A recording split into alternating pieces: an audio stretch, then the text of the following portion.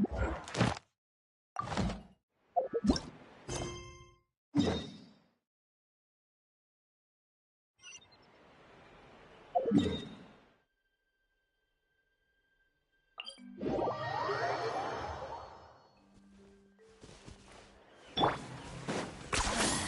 really are a one-trick pony, you know.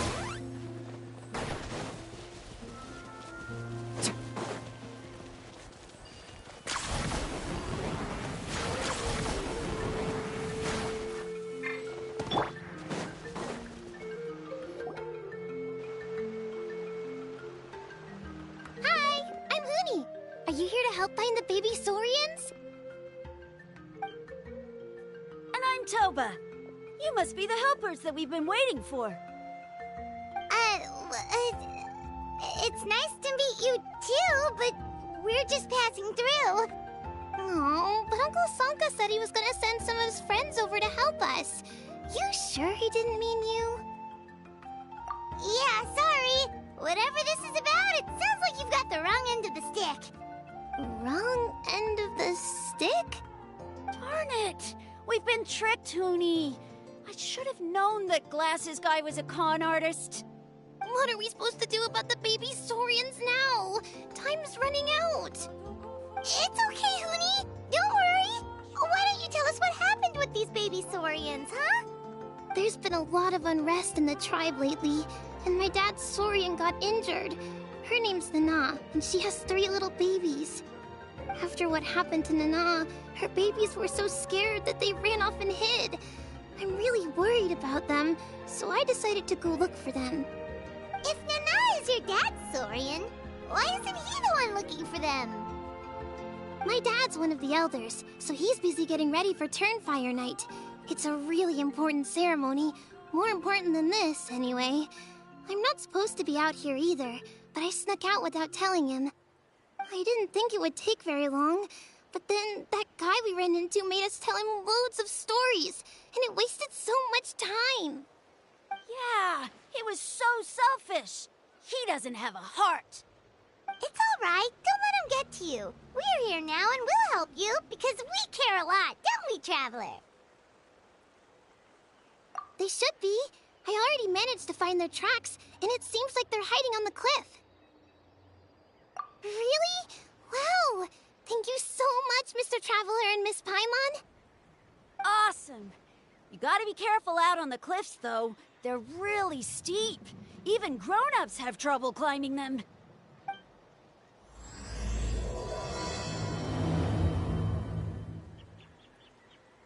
Huni said the baby Saurians are on the cliff, so let's find a way up.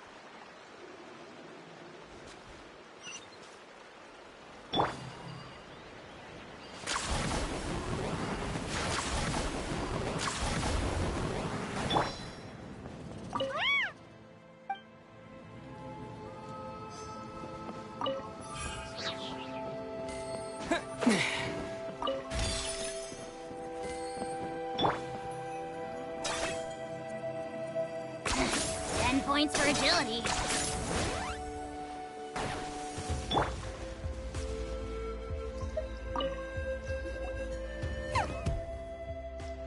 We found them!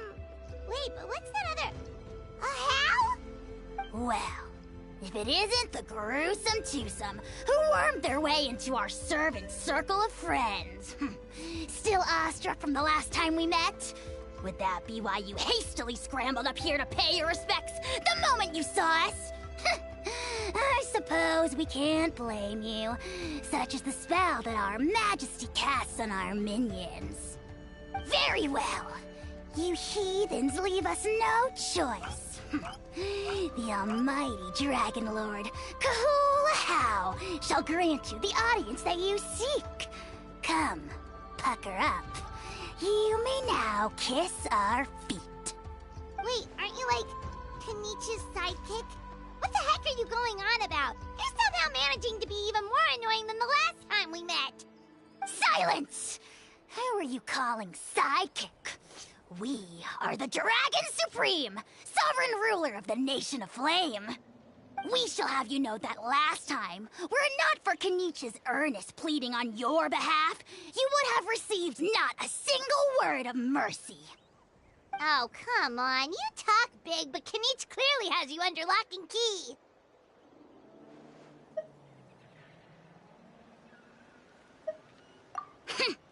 That's more like it. If you must know, our humble servant begged us to investigate an abyss incident near Huitztlan, and we chose to grant his request. Abyss incident? See this little lizard? Its mother, a medium-sized lizard, came under the influence of abyssal power. In her confusion, she attacked my servant's tribe, then assailed her own offspring. Yikes. So how is she doing now? She was but a lowly bug fighting against the power of the abyss. Naturally, she has departed for the Night Kingdom. Such a fragile creature. Apparently, she ended her struggle by leaping from a cliff. Leaping from a cliff? My dear anemic flying ant, as addled with questions as your head may be, please keep them to yourself and wipe that absurd expression off your face. We are the almighty Dragon Lord Kahula-How, not a wish-granting fountain. Anemic flying ant! Huge! Just you wait. Two can play at the ugly nickname game. We sense a faint abyssal energy.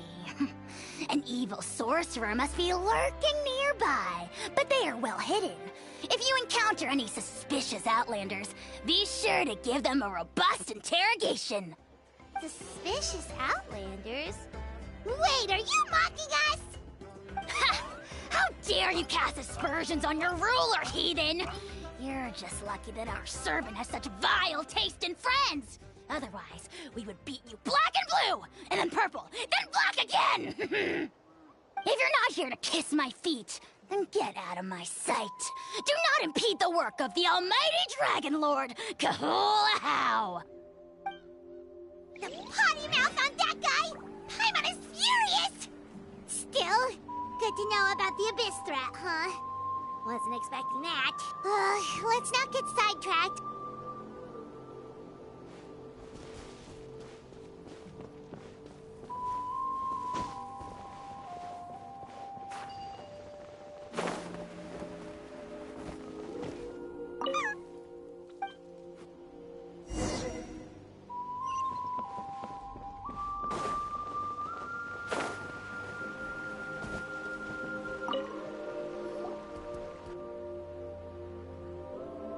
Wow, you're back already?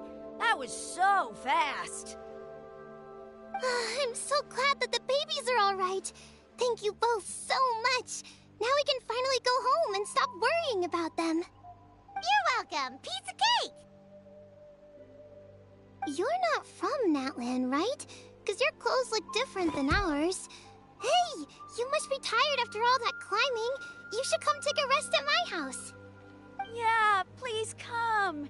I promise you'll get a big Scions of the Canopy welcome. We love having guests, and you're really nice people. Not like Glasses Guy. By the sound of it, Glasses Guy wasn't from Natlan either, right? Uh-huh. Well, his clothes sure weren't. You know what? Now that I think about it, there was something really fishy about him. Really?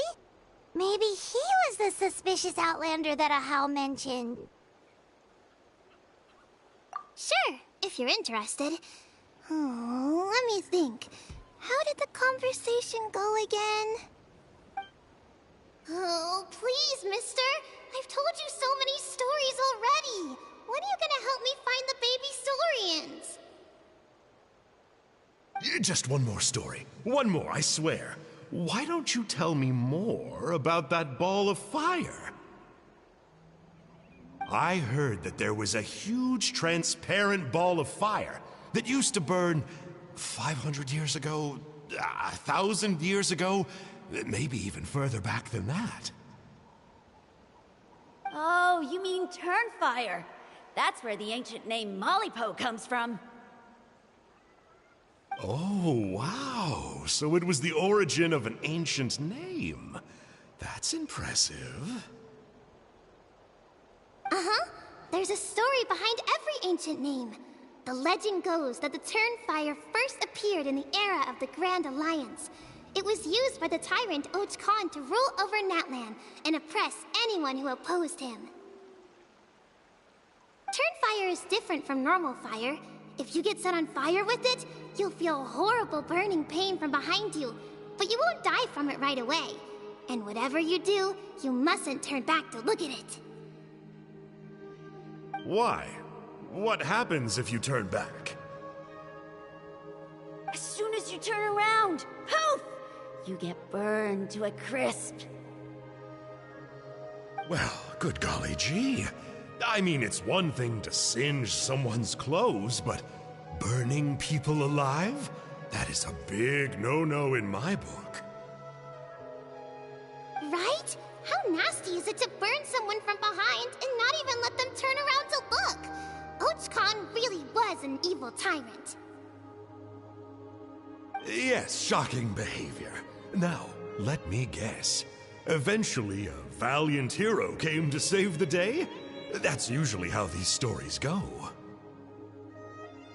Good guess, Uncle Glasses. Seems like you really know your stuff. The hero was called Yupanqui. He's the ancestor of our tribe. Yupanqui was friends with Huitztlan the tyrant, and also Yupanqui, the first Pyro Archon. He was working as an ordnance officer for the Grand Alliance at the time. He didn't like how Huitztlan was such a cruel tyrant, so he stole the Turnfire and threw it at the Huitztlan's army. The soldiers couldn't defend against it, and they all got turned to ash. And that's how our ancestors set our people free. But just as he was about to leave the city, he thought he heard Huitztlan calling out to him from behind. It caught him off guard, and he turned around to look. But Huitztlan wasn't there. All he saw was a city burned black, an army in ruins, and giant flames reaching up into the sky. A split second later, the flames he saw burst out from inside his eyes and swallowed him up. All it took was a single glance. As soon as he looked back, he was burned to a crisp. The question is, was this the price he paid for stealing the Turnfire, or the price of turning back? Nobody knows the answer. But the fire that consumed Yupanqui burned more fiercely than any other. It burned for 100 days until it burned a hole right through the ley lines. And then, the flame dropped into the deathly dark Night Kingdom, where it still burns to this day. The grown-ups say that it lights up the path that leads to the next life. But for the dead to be reborn, they have to accept the flames and be purified by the fire first. It's like a final look back at your life, where you have to answer for everything you did. Anyway, that's the story of Yupanqui's Turnfire. Ah, a fine parable indeed. So, is it true? Is it really possible to find this fire in the Night Kingdom? I don't know. I think it's just a story. Either way, I assume this name has been passed down in your tribe ever since? Sure has. It went to Burkina, the hero that we celebrate on Turnfire Night. But that was 500 years ago. Yeah, and now it belongs to Kinich. So we often call him Malipo Kinich. Kinich, huh? All right, Uncle Glasses, that's enough stories. Now, can you please go find the baby Saurians for us like you promised? I would, but doesn't the legend of the Turnfire teach us not to look back? let's not go dredging up the past. Tell me more about this Kinich guy. One more story, I swear. Starting now. No? Careful, Toba. You look dangerously close to cursing me out right now. Tut tut, we can't have that. Cursing is for grown-ups only. Uncle, you'd better not be trying to trick us, or the Turnfire will get you when you die. How would it get me if I'm outside of Natlan? Uncle Glasses isn't from here, you know. Unlike you. Huh? Wait, is that?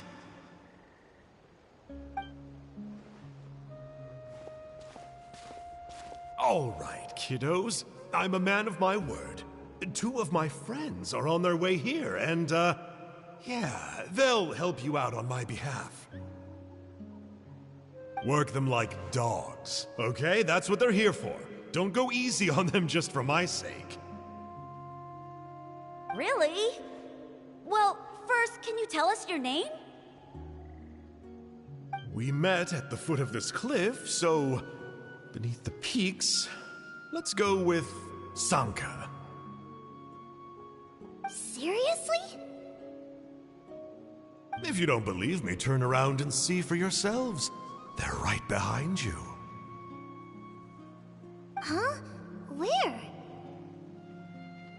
Oh, wait! Uncle Sanka, where did you go?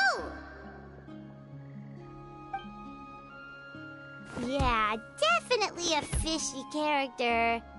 It sounds like he was digging for info about the ancient names. Yeah, and not only that, but he betrayed us too. He'll pay for this.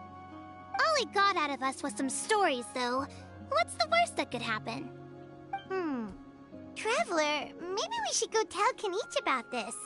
Ahau says he's investigating it, but he's a bit of a loose cannon. We probably shouldn't take him at his word.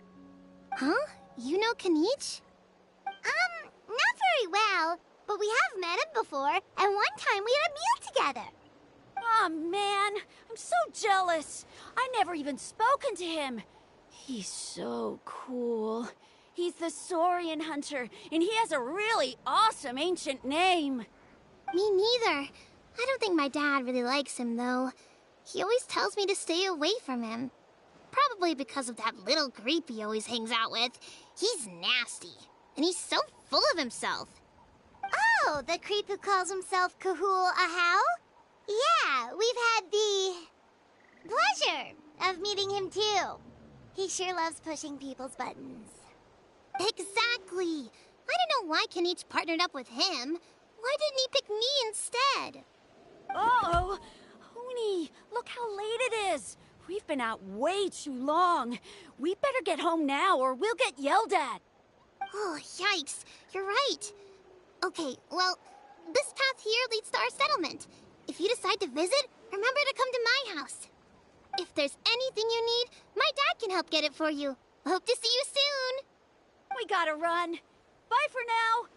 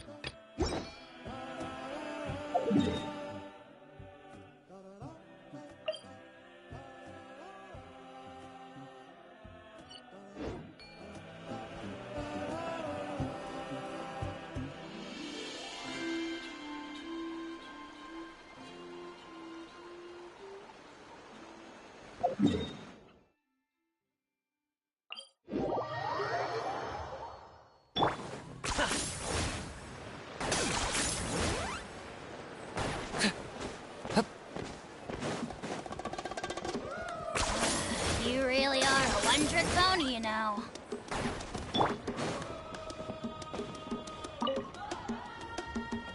Huni, what were you thinking, going out by yourself? Don't you know how dangerous it is?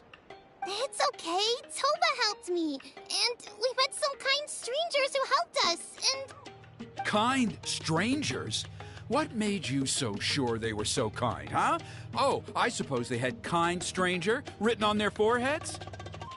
Yeah, actually, they did. In big, bold letters. Don't talk back to me. The Mountain King problem still hasn't been solved. What would I do if I lost you too? No dinner for you tonight. They were good people, Dad. Dinner or no dinner. Hello again, Huni. It's Miss Paimon and Mr. Traveler. Dad, it's them. They're the ones who helped me. And I promised we'd take care of them if they came to visit.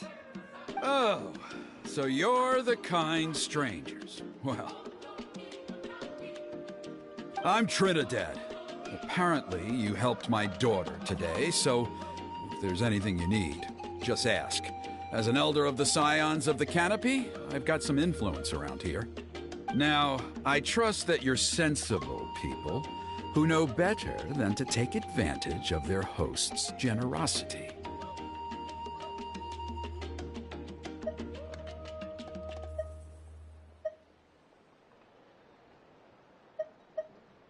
$1 million Mora. At least you're a straight shooter. I can respect that much. Dad, please! They're not bad people. They've eaten at the same table with Kanich before. Be nice to them. Kanich? Wait! I heard that two mysterious travelers from afar showed up at the Stadium of the Sacred Flame. Are they you? And Paimon's the other. I do apologize. A lot's been going on in our tribe lately, and I suppose the pressure must be getting to me. I can't believe I was so rude to you. I feel ashamed. We got off on the wrong foot. Can we, start over? Oh, now we're talking. Seriously, though, don't worry about it. Already forgotten. We're just happy to see Huni got home safe and sound. Oh, you just arrived, I take it, and it would be my honor to give you a hero's welcome tonight. Careful now, that's quite an about-face. We've heard that kind of thing can lead to spontaneous combustion around these parts.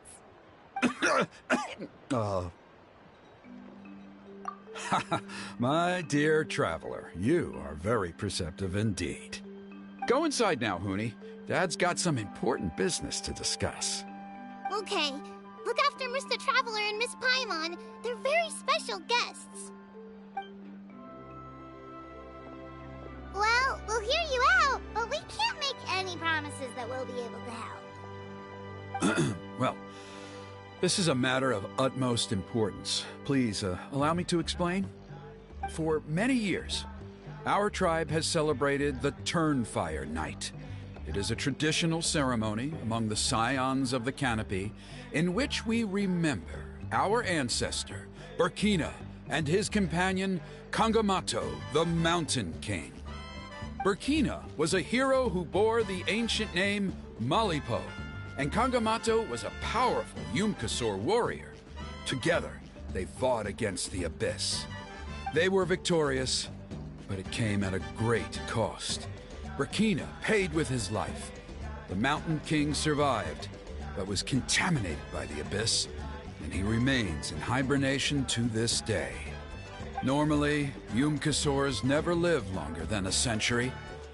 It is possible that the abyssal power is responsible for his unnaturally long lifespan. Oh, that's right. The Mountain King is a living symbol of our glory, but even this glory comes at a price. The abyssal power inside him is highly sensitive, and when it is disturbed, he awakens and flies into a blind rage, attacking anything that moves. So, besides the ceremony, another important part of Turnfire Night each year is cleansing the abyssal power inside the Mountain King so that he will remain sound asleep. However, Abyss-related incidents have been on the rise in Natlan lately, as I'm sure you're both aware. As a result, it has become increasingly difficult to keep the Mountain King in hibernation. Only 5 months have passed since the last Turnfire night, and he's already showing signs of instability. Has he woken up again? He has. We managed to contain the situation by performing a makeshift ceremony right away, but it was a close call. He could reawaken at any moment. Also, he attacked and wounded my companion, Nana, during the ceremony. She became contaminated by the Abyss as a result, and... We heard. Such a tragedy. We're really sorry for your loss. Yes, and Nana wasn't the first. Anyway, right now we're preparing for an exceptional Turnfire Night ceremony, and we need to find a suitable flame bearer. From what I've heard about your adventures, I believe you would be perfect for the role. Of course.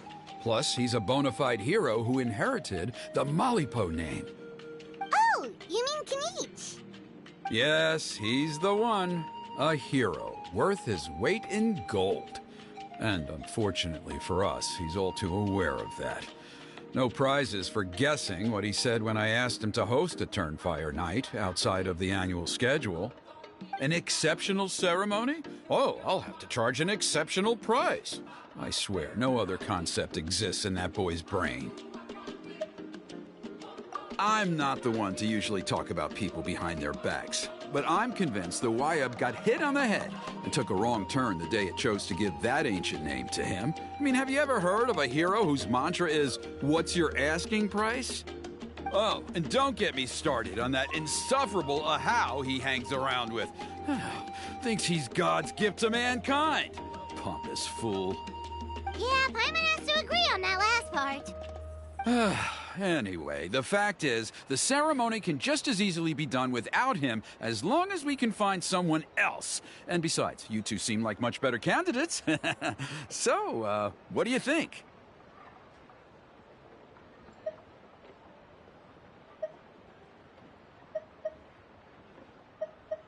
Well, there's only a few days left before the ceremony. We can't afford to waste what little time we have on negotiating with him. No, I much prefer if you would consider taking his place. Wonderful! I can't thank you enough. Huni was right about you. You have kindness in your hearts. Come with me to the other side of the mountain. I'll bring you up to speed on each step of the ceremony. Us experienced warriors, I'm sure you'll pick it up in no time.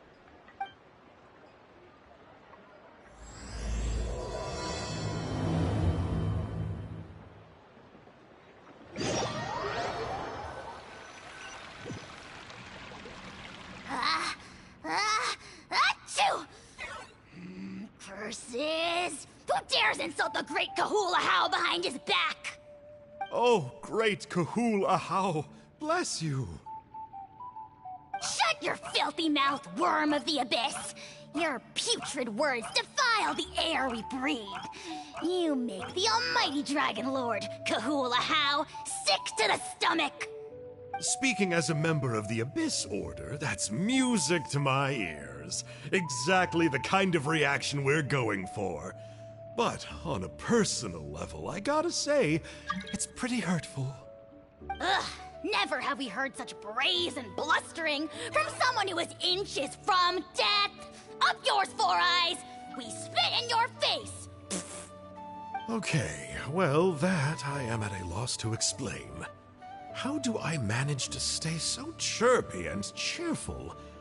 I can only guess it's some kind of powerful magic. But I digress. Mr. Kinich, I admit it, you, sir, are a legendary hunter. Still, the only reason you caught me is that I was reluctant to run away. You see, I'm very interested in the lore of your tribe. Kay? Is that it? Kay? Aren't you intrigued to know what it is about you guys that prompted a visit from the Abyss? It's the extreme sports! The other day, I narrowly avoided getting hit by a very brave soul who just leaped off a cliff. I think you call it bungee jumping? Anyway, I was very impressed. That is what I call embracing the spirit of adventure. Look, I even did a painting inspired by the bravery and freedom of the scions of the canopy. You scum-sucking swine! Ugh, I swear, if you go bungee jumping, it'll be without a rope! Head first off the tallest cliff, with a band of hunters on your tail, and nowhere left to run, and a bottomless cesspit waiting for you on the ground. You say that, but I get the sense that Mr. Kinich isn't planning to take my life right now. On top of that, I'm tired of spying on you from afar. So why don't we just negotiate a comfortable operating distance that works for both of us? I've heard that the most important thing in human relationships is to respect each other's boundaries. What do you say, Mr. Kinich? Or you could tell me what it is you're really after. What? And then I'll name my price.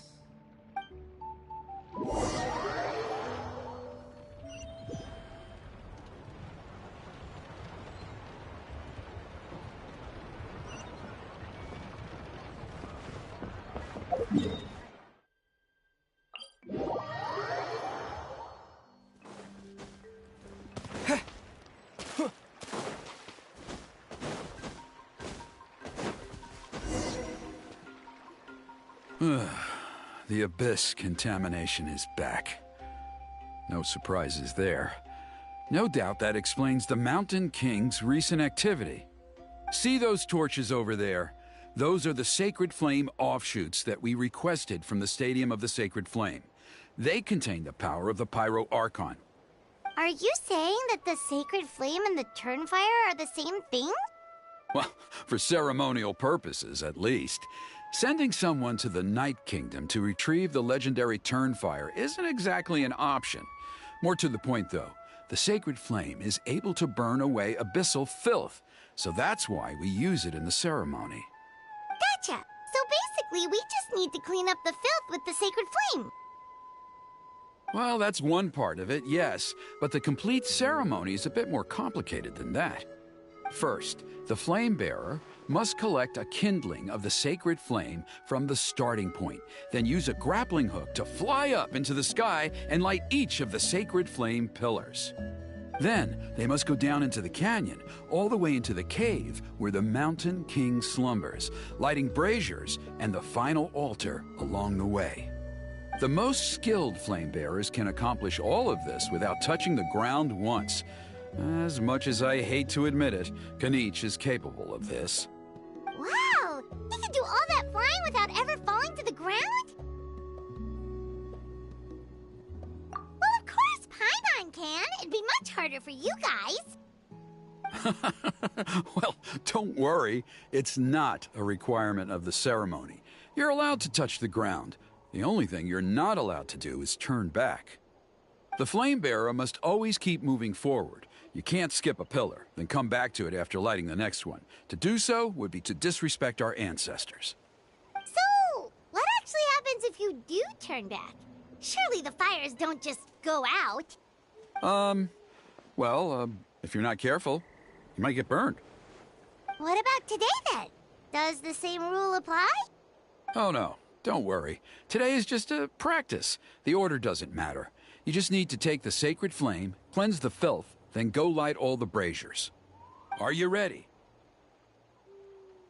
I'll repeat all the key points again. Gather the kindling, cleanse the filth, and light all the braziers. I'll wait for you at the end.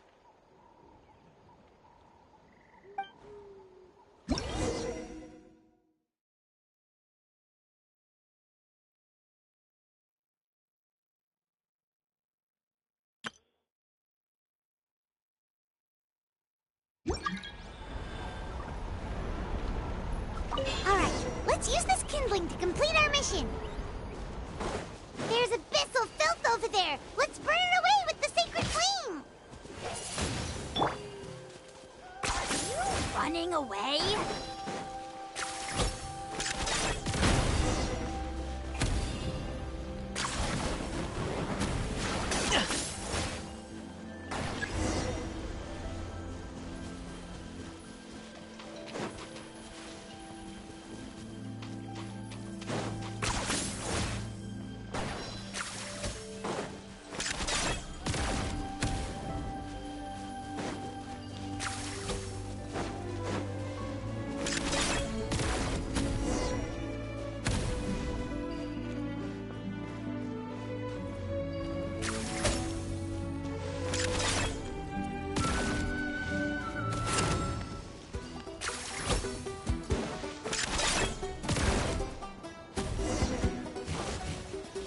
I got him cornered!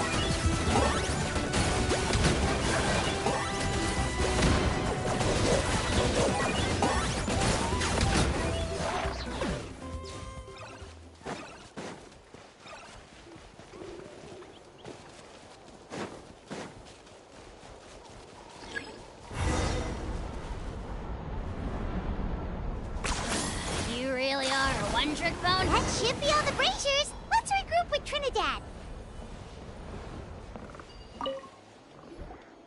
I knew I was right about you. You have outperformed all of the other previous candidates.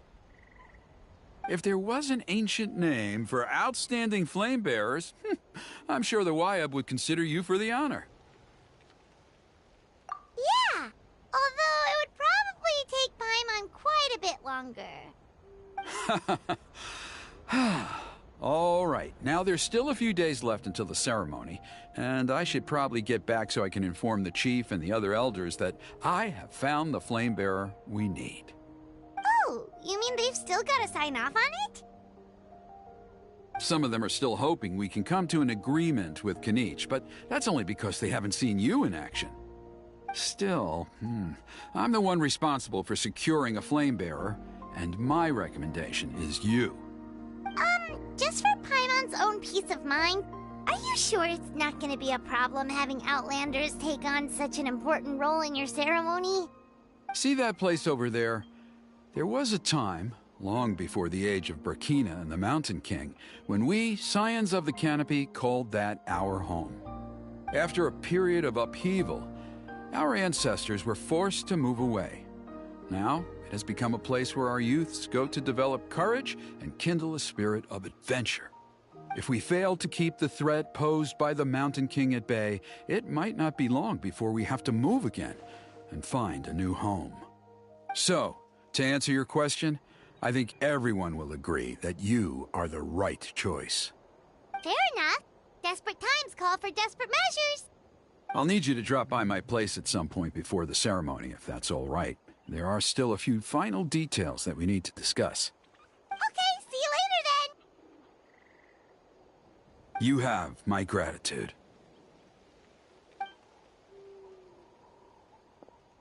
We've helped out with a lot of other local festivals before, but this one feels a little different. Anyway, let's take a break before heading back to Trinidad's place.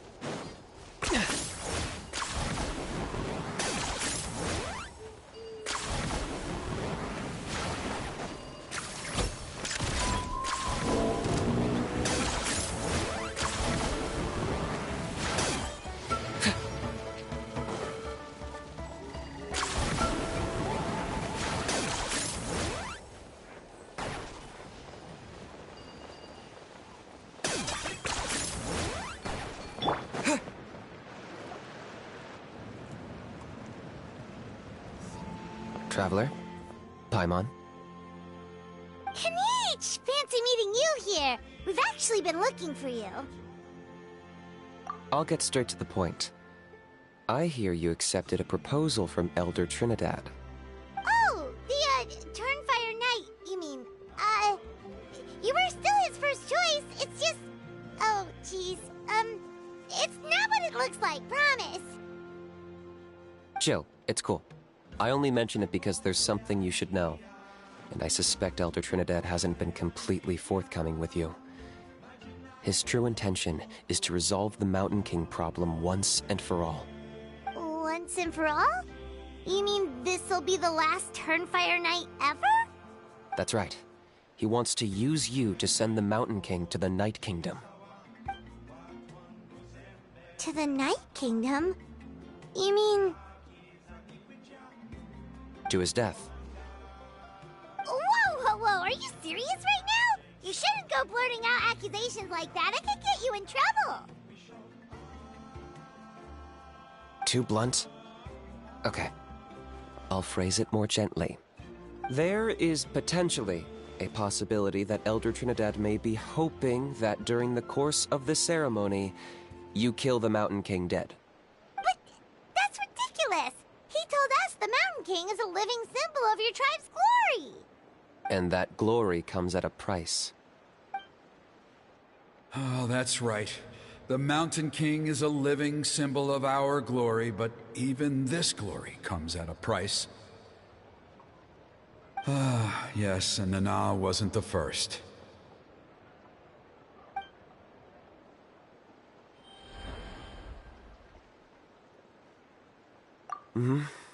She likely won't be the last to lose her life either.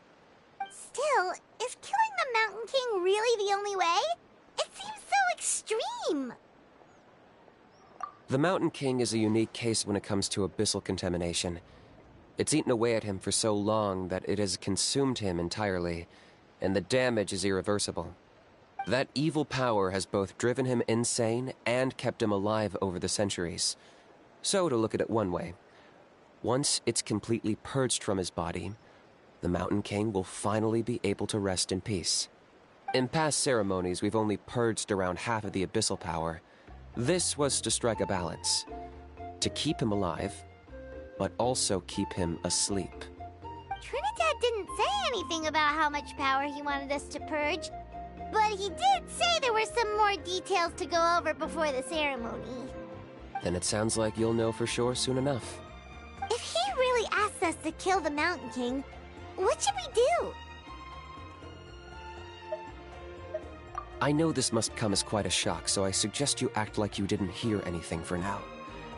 But would you have time to visit the chief after your meeting with Elder Trinidad? I'd like to make a deal with you. What kind of deal? One that comes at a very reasonable price. I'm sure you have plenty of other questions, but we can talk more later. Good. See you soon.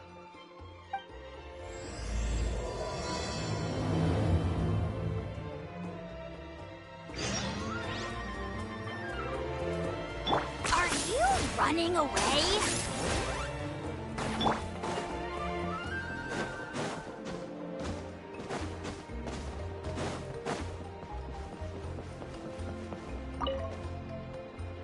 Ah, mighty Outlanders, you have returned. Did you have a good rest? It was, pretty good, yeah. Glad to hear it. Things are progressing very smoothly on my end. Many of the elders have heard of your heroic deeds, including the chief. They all speak very favorably of you. There are still those who insist that the ceremony should be performed by the bearer of the Malipo name. But they're just stuck in the past. We need to move with the times. Plus, Kamish doesn't want to do it anyway. Exactly. So, now, it's time for us to discuss the finer details of the ceremony. We covered the fire lighting part of the proceedings yesterday. The next part is the purification of the Mountain King. It's quite simple. You just need to use the sacred flame. We've done it plenty of times before, and it's always very routine. I'm sure you won't have any problems. One point I'd like to stress, though, is that you need to burn away as much of the abyssal energy as you possibly can. The more we dispel, the longer the Mountain King will remain asleep. Asleep, huh? Precisely. In previous years, the Flamebearer has often been unable to dispel a sufficient amount of abyssal energy. That's the only reason why we have to perform the ceremony on a regular basis. But I understand that you have a lot of experience fighting against the Abyss, and you seem to wield the sacred flame quite effortlessly yesterday. With your help, I'm optimistic this time we can dispel all the remaining abyssal energy from the Mountain King's body, freeing us from this ever-looming threat for many years to come. Traveler? So this doesn't faze you at all, huh? You clearly have a lot of confidence in yourself. If that's all you really need to know, the ceremony's in 3 days. I'll come and fetch you when we're ready. In the meantime, feel free to take a look around our settlement. It would mean a lot to the elders if you got to know some of our people. And if you wouldn't mind helping them out with a few errands here and there, that would be even better. So now we have extra errands to run? Maybe we should add a little extra to the price.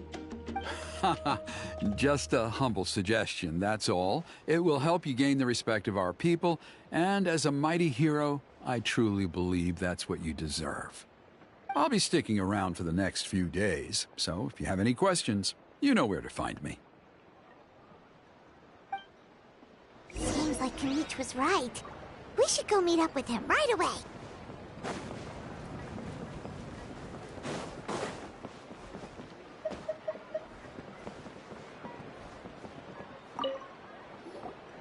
Huh, you're here. Kanich! Elder Trinidad said that... I can tell. It's written on your faces. Is that the Traveler in Paimon? Forgive me for not being there to welcome you on your arrival. That should have been my duty as chief. Hello, Chief Waina. I only heard the news from Trinidad yesterday, so I asked Kanich to invite you over for a quick chat. I believe Kanich has already filled you in, so I'll get straight to the point. Firstly, I fully endorse your appointment as flame bearers for the upcoming Turnfire night. However, I would like to request that you take steps to ensure the Mountain King's safety. Every child of our tribe grows up hearing the tales of our heroes, from Yupanqui the Firebringer to Burkina and the Mountain King who fought against the Abyss. This is our history and our heritage, the source of our pride and the center of our faith. To kill the Mountain King would be to destroy our spirit.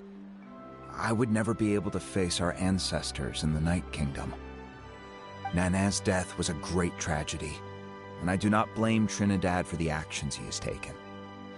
Nevertheless, I cannot allow any harm to come to the Mountain King.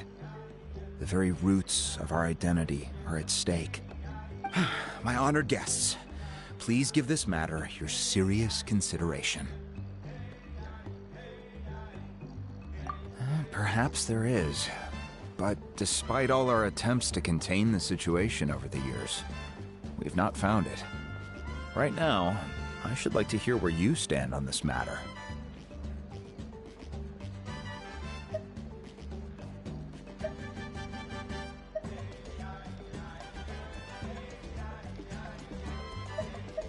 Running away won't solve anything. You just need some time to think this through, that's all. Don't worry. We'll come up with something if we put our heads together. Thank you both. There are still 3 days left before the ceremony. I hope they will bring you clarity. So, Kanich, earlier you were saying that... Let's walk and talk. I'll show you around the tribe. That works too. Paimon needs to get some air after this.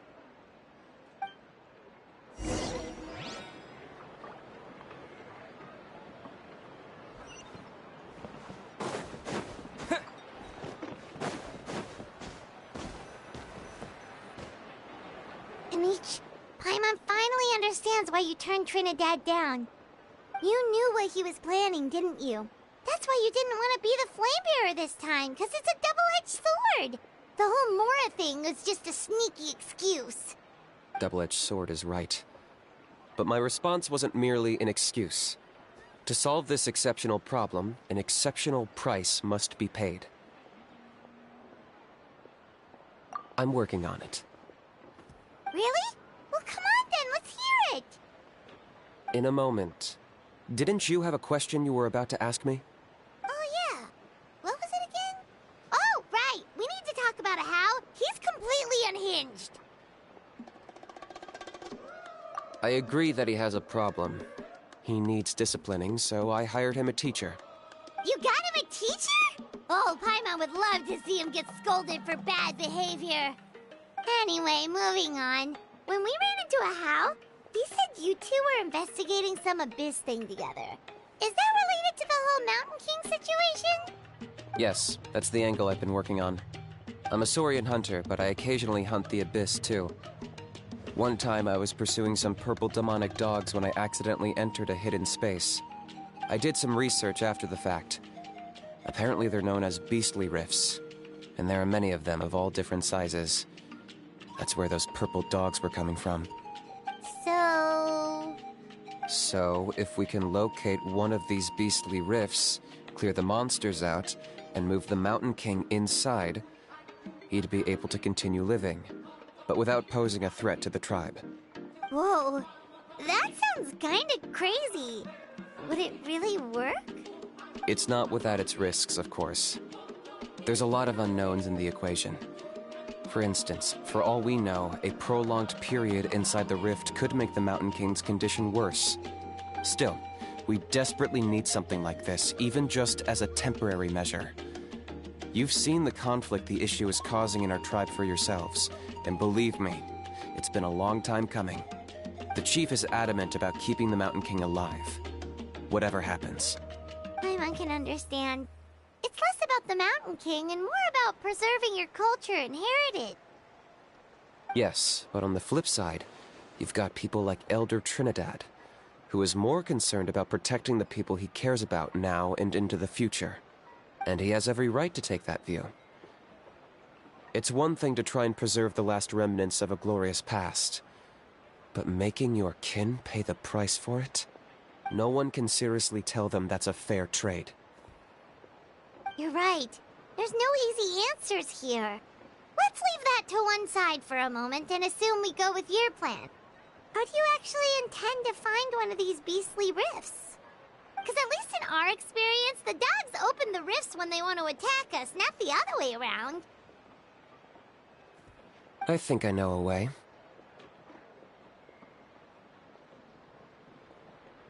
You have any better ideas? Not at the moment, but it just feels like using the power of the Abyss for our own ends isn't gonna end well. After all, the Abyss is what turned the Mountain King into a monster in the first place. People are gonna think you've lost your marbles. If it doesn't end well, then that's the price we pay. Everything in the world comes at a price. Even when Yupanqui, the Firebringer, stole the Turnfire, it cost him dearly. The Mountain King's erratic outbursts have brought tensions within the tribe to a boiling point. Unless this gets resolved quickly, everyone will be stuck in a stalemate. Alright, so what's this deal you wanted to make with us? We're hardly experts on exploiting abyssal power. All I need you to do is keep people away from me. I'm getting harassed on a daily basis by people trying to convince me to be the Flame Bearer. I can't afford to waste all my energy dealing with them. If you help me out, there'll be a gift for you in return. Ooh, what kind of gift? Something well worth your while, I'd say. Just keep doing what you've been doing. Integrate yourself with the tribespeople, so everyone comes to terms with the fact that we have a new Flame Bearer. That way, I won't have an endless stream of people coming to beg me to join the ceremony, and I can focus on finding a way to summon the Beastly Rift. Then, when the day of the ceremony comes, we'll move the Mountain King into his new home. Still sounds pretty crazy. Even for a daredevil like you, that's dangerous. And even if it works, what if neither Chief Lina nor Elder Trinidad are happy with it? Have you thought about what you'd do then? At least the two of them would finally be on the same side of the issue, leaving only me on the opposing side. The tribe needs leaders like them far more than a Saurian hunter for hire like me.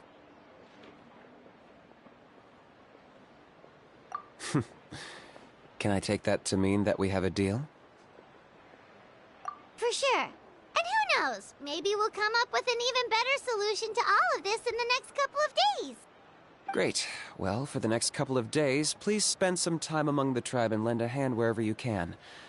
I'm sure everyone will be swept off their feet when they meet our new Flame Bearer. Good luck to us both.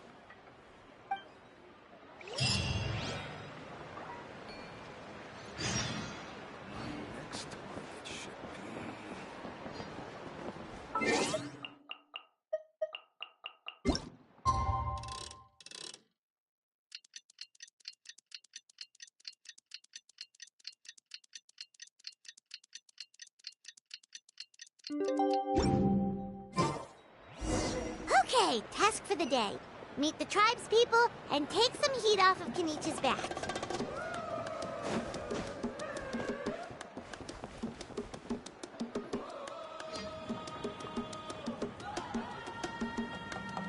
Oni, how can you call the Mountain King a monster? Because he hurt a lot of people, and look what happened to Nana. But it wasn't on purpose. The Mountain King is sick, that's all. He's been hurt by the Abyss. That's true, but the fact remains that he's now a threat to all of us. How can you be so harsh to someone who's sick? If you don't take back what you just said, I don't know if we can carry on being friends. Toba, Huni, what's wrong? Huni's saying nasty things about the Mountain King. It's not right. He's our hero. Once upon a time, maybe, but not anymore. Yesterday, maybe, but not anymore. Toba? Fine. I guess my dad is right. Things change, and you just have to accept it and move forward. As of today, our friendship is over. There's no going back. Oh, come on, cut it out, you two. We have some great news to tell you. The Traveler is gonna be the flame bearer for the next Turnfire night. He's gonna do a beautiful ceremony and cure the Mountain King's illness for good. What? Really? So that's what my dad wanted to talk to you about?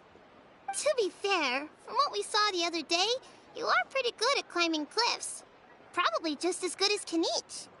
Wait, speaking of Kenich, where even is that guy? Oh yeah, good question. Is he not coming to the ceremony anymore? We can get him to come, but if he catches you two fighting again, he won't be happy. He'll be sure to give you both a piece of his mind. No, we can't let that happen. I've never even spoken to him before. I can't afford to make such a bad first impression. I didn't mean to argue with Toba. All I said was that the Mountain King has done some pretty bad things. He was the one who turned it into a fight. Yeah, if you weren't friends, there's no way Toba would have come to look for the baby Saurians with you. All right. Well, because it's the Traveler and Paimon and Kenich, I'm sorry, Toba. I'm sorry for all the mean things I said about the Mountain King. Dad just really misses Nana, and I was really upset that she's gone, too. Huh? Oh. I shouldn't have spoken to you the way I did either. It wasn't very nice of me. For the Traveler and Paimon, Kenich, and for Nana. I'm sorry too, Huni. That's more like it. Now you're best friends again.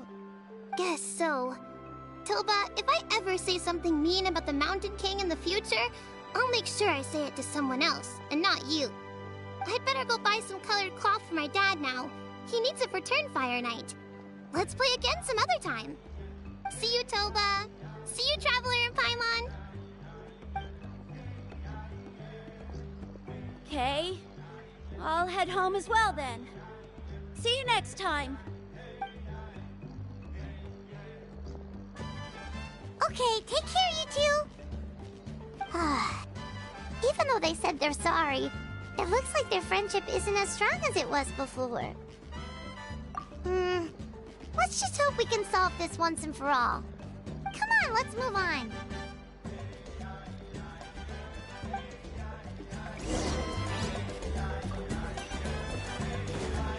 Huh? What's going on over there? Let's take a look.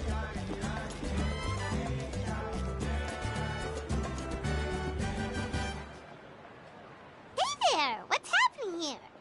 A rehearsal for the Turnfire Night dance. Ooh, there's a dance involved? Paimon wants to learn too! You don't know it? Ah, I guess you're not from these parts, huh?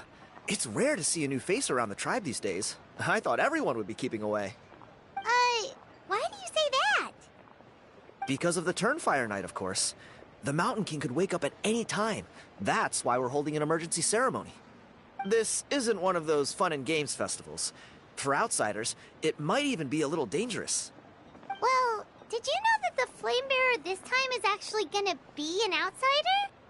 Oh, I did hear about that. It's a first for sure. I would have loved to meet them in person. What?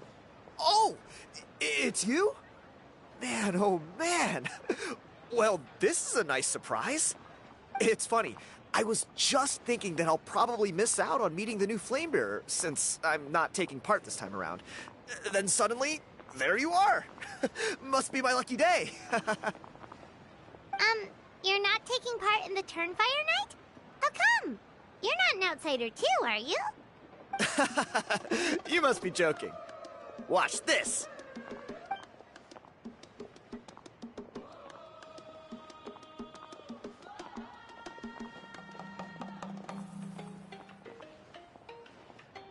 Not bad, right? Yeah, I'm considered one of the better-looking guys who dances beneath the pillars of the sacred flame. Been doing it a few years.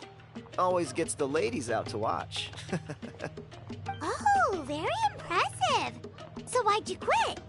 Well, I feel like the whole Mountain King situation is getting more and more precarious. It's just not safe here anymore. One of our elders' Saurian companions even lost her life not long ago. The question is, what are we going to do about this in the long term? But our leaders don't have any answers for us. They're probably too busy fighting about it amongst themselves. The way things are going, it's only a matter of time before it gets violent. So I figured, you know what? Now's as good a time as any to get away for a little while. Go do some exploring. You look a little disappointed. Disappointed? Nah, it's a great opportunity to go see the world. As every male scion of the canopy knows, wherever you are and wherever you go, the only way is forwards. We take pride in that. I won't forget my roots. I managed to get in touch with the Saurian Relics Association. They gave me a simple test. Find a decent quality relic, and they'll make me a member. What's the Saurian Relics Association? You've never heard of it? It's a group of amateur history enthusiasts who do research on the ancient Saurian era. They're all about collecting relics and remnants from that age. Speaking of which, the guy who was Flamebearer before you, I've heard that his Saurian buddy comes from that time. A how? A how's a relic from an ancient Saurian civilization? Oh, yeah, him. So you know those two already, huh? Then, do you know how they met? It was deep inside some mysterious ruin, and they signed a contract there. The association folks say that the kind of contract usually comes with a huge hidden cost. Really? That sounds ominous. Who knows? But if it's true, Kanich can probably handle it. He knows what he's doing with weighing up contracts and costs and stuff. I doubt he'd make a contract that doesn't benefit him. Strangely enough, I actually happened upon a strange mural a while back, and it looked to me like it was depicting a Saurian and a human involved in some kind of Saurian-era contract ritual. Oh, does that count as a relic then? You bet it does. I was all ready to go take a picture of it and use it as my entry ticket to the association. But after all the abyssal activity recently, I heard that area's been overrun by monsters. The best laid plans, huh? I'll just have to wait and see if things improve. Or... you look like you know your way around a fight. I don't suppose there's any chance you'd be able to help? If all you need to get is a picture, that should be pretty achievable, right? The Traveler deals with monsters all the time. It's a piece of cake. Wait, you're seriously gonna help me out? Come on, it's no big deal. Compared to some of the things we've been roped into before, this is nothing. Pyro Archon above, you two have hearts of gold, you know that?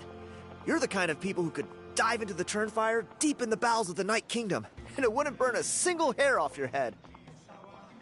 Of course it is. All right, come with me. I'll show you the way.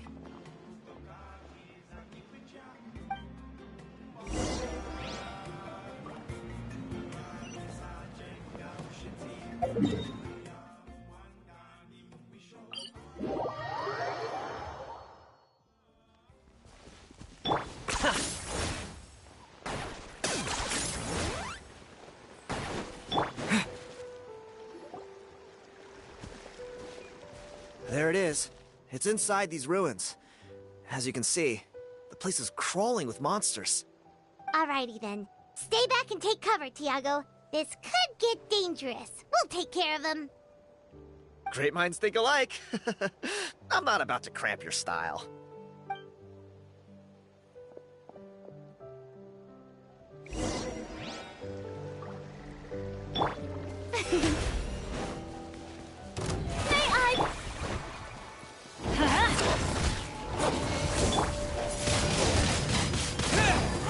Target acquired.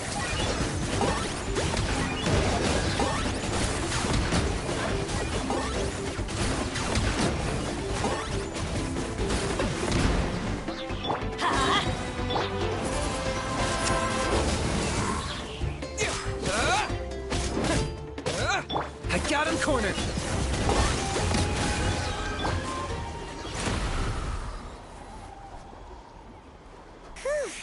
That should be the last of them. It's a good thing Tiago had the sense to stay in his hiding place, or things could have gotten really hairy for him. Hey, look! That's gotta be it, right? Definitely looks like a mural. True. Now that you mention it, most ancient murals take up a whole huge wall. This looks more like someone with a paintbrush got bored and started doodling. It does match the story he told us, though. There's a Saurian and a human. So, is that supposed to be what an ancient contract ritual looked like? Whatever. We're not here to decipher it. Just photograph it.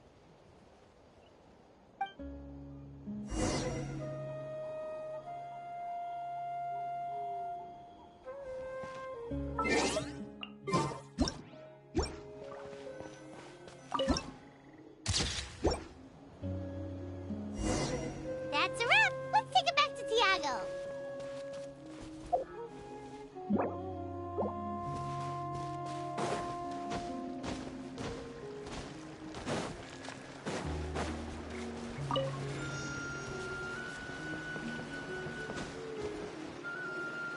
You've been robbed? Oh, Ponche. And I thought my luck was bad. I put blood, sweat, and tears into that, and now I've got nothing to show for it. Some gap-toothed goon stole it from me.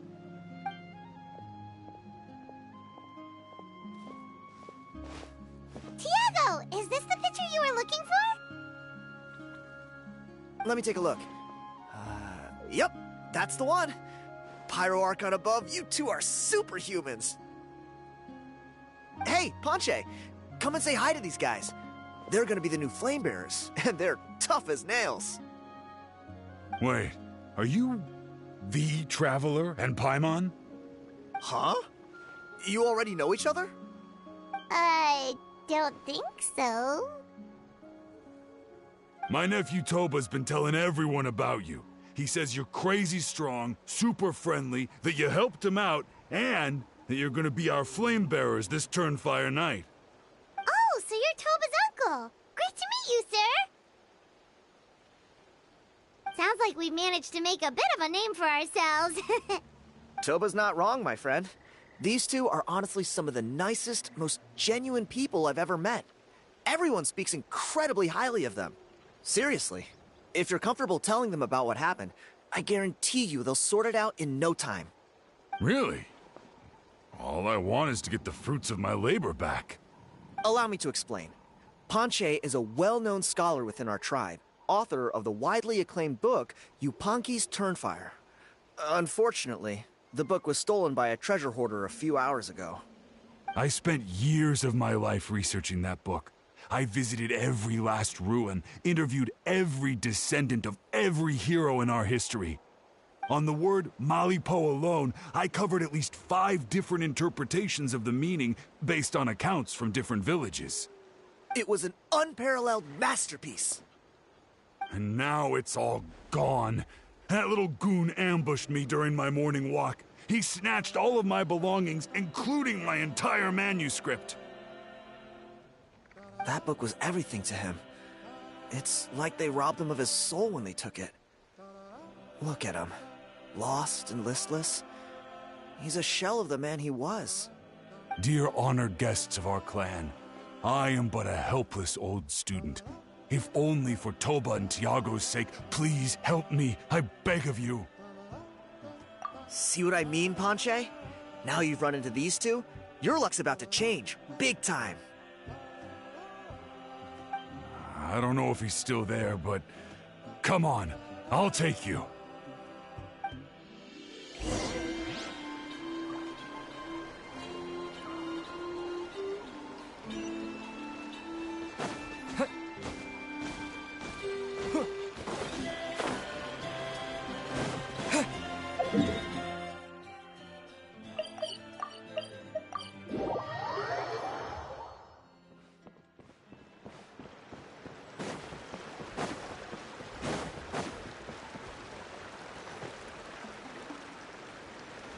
Hey! You thieving rat! Give me my things back! What do you want now, you old bum? God, you're a waste of space. Prepare to get shoved butt first into a tree hollow. Oh, what's this? Brought a little bodyguard with you, huh?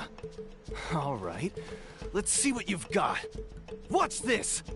Eat dirt, suckers!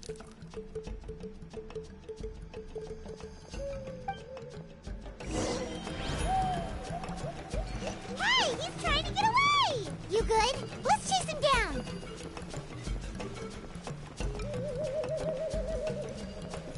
Okay.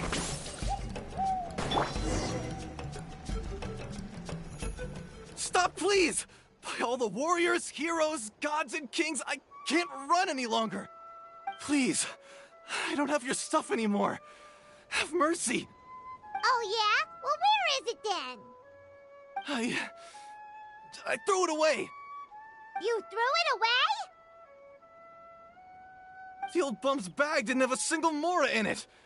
Just a tatty old book, worn out pens, and some old rags. All that time lying in wait was for nothing. I was so mad I just threw all of it away. Is that really the truth?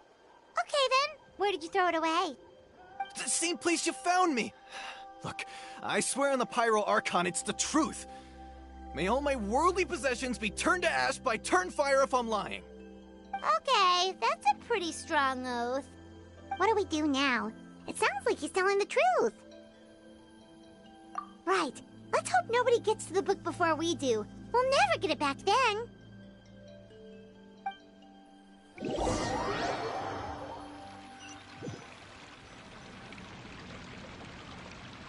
Although the Turnfire is a heroic symbol in Huitztlan, it always comes with the more ominous implication of eventual tragedy. This holds true for all bearers of this ancient name in recorded history. Each one of them died of non-natural causes, as if the specter of the Turnfire was always lurking in the background. This appears to suggest the existence of some higher power that is always watching the name-bearer, examining their actions, and eventually demanding payment in return. None can escape this payment, unless, perhaps, they could honestly swear by Turnfire to never make a single mistake in their entire life. Yupanqui's Turnfire. What an incredible work on ancient name philology. I can't believe it was just lying there for me to take. Let me see, the author is Ponche. Nice. A gentleman and a scholar. Silence, book muncher. The great Kahula will suffer your droning voice no longer. Do you truly find no joy at all in perusing such rich historical records? Joy? What joy is there in this pointless drivel? Well, it makes a pretty shocking prediction. Every bearer of the ancient name Malipo eventually meets a grisly end. Maybe that's the price you pay for the name that means price? What? You're saying Kenichi will die a violent death? So I'll finally get to take over his body? When will that glorious day arrive? The great Kahula demands to know! Wow, you are just irredeemable, aren't you? An agent of chaos down to the core. You make us Abyss Order folks look like saints in comparison. Silence, maggot! To presume that anyone compares your kind with the great Kahula is sheer vanity. And if that day ever comes, oh, your doom will soon follow. You don't need to lecture me about Doomsday. Here's what I know, based on countless historical texts. All civilizations will be reduced to rubble by the passage of time. From ancient kingdoms, to heavenly thrones, to worlds beyond, there are no exceptions. But from the ruins of every civilization, the dust will rise and never settle, thus transcending the confines of time. That dust is what we call a civilization's spirit. And you, great Kahula How, are one such speck of dust from a bygone age. I've paid dearly for the chance to observe you up close. Now, let me take a good look at you. We'll see whether any memories of that age still remain inside you.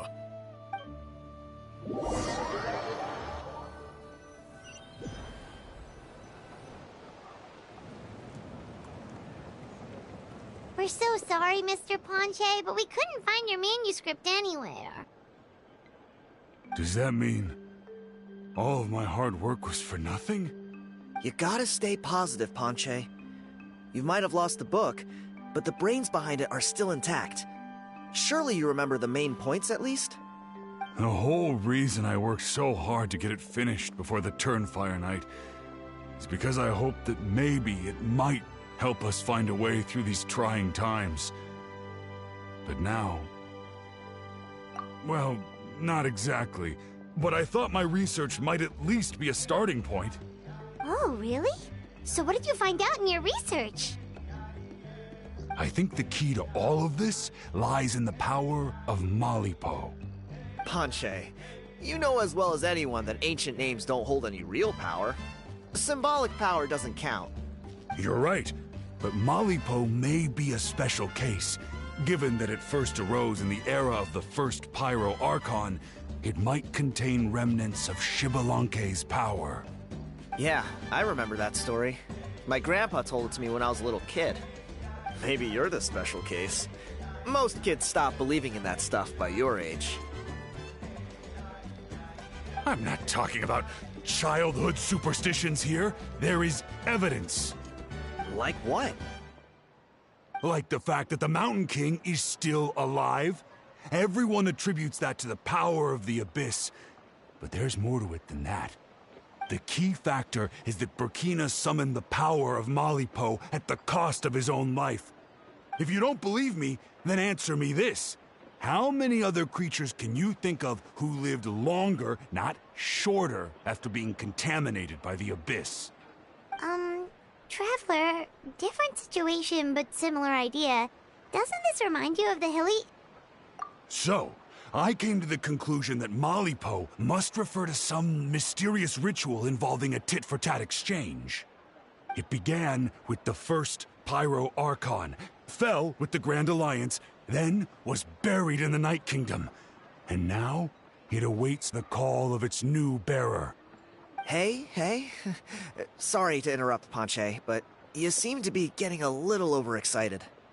I'm sorry. I was originally planning on presenting my findings to Kinich.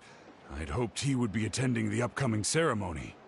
Sounds to me like you dreamed up one fanciful theory to support another. Kinich, what are you doing here? I more or less finished what I was doing, so I came to have a quick catch-up. Now a good time? Kinich! I'm onto something. I haven't worked out all the details, but you have to attend the Turnfire night. So Mr. Ponche here has done a lot of research on the history of the Turnfire, and thinks he might have found a way for you to solve the problem. I'll be there, Ponche. Let's go.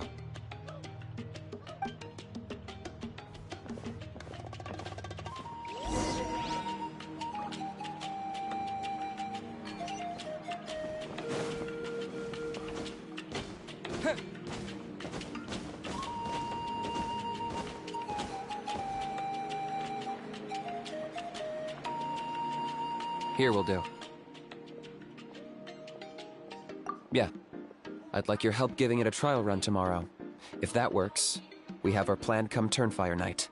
Sounds like you're not considering Ponche's idea.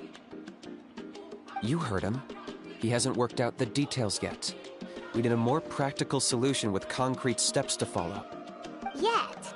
Are you saying you think he might actually be onto something? I think it's possible, based on something I know about the war 500 years ago. Burkina didn't fall to the abyss. He was killed by the Mountain King in an episode of madness. In his final moments, Burkina made the fateful decision to not fight back, and instead pass his blood and power on to the Mountain King. Maybe he thought the Mountain King was stronger than him, and more valuable to the tribe. Or maybe it was just out of loyalty to his friend. Either way, I can believe the Turnfire was involved. Whether you think his sacrifice triggered it, or his fate was sealed from the moment he took the Malipo name, it makes sense to me. How can you drop these truth bombs with such a straight face? This is what I've gleaned from my many interactions with the Mountain King. His mind is so disordered. It took some time to piece it all together. The story Elder Trinidad told you was the more palatable version of events. The truth is even darker. The Mountain King's mind isn't just disordered. He is suffering and feels great shame. I believe he wants to be put out of his misery. What? Then what should we do? Should we grant him his wish? Of course not. We should help him move to a new home. It's the only practical solution. The Mountain King is a hero to my tribe. An object of worship, even. Ending his life would be like desecrating a statue. Still, he's been the cause of multiple disasters, and we can't afford to have any more. Ugh. Practical solutions hurt Paimon's brain. Can we follow our hearts next time? Then let's break for the day. I've already found a suitable venue for tomorrow.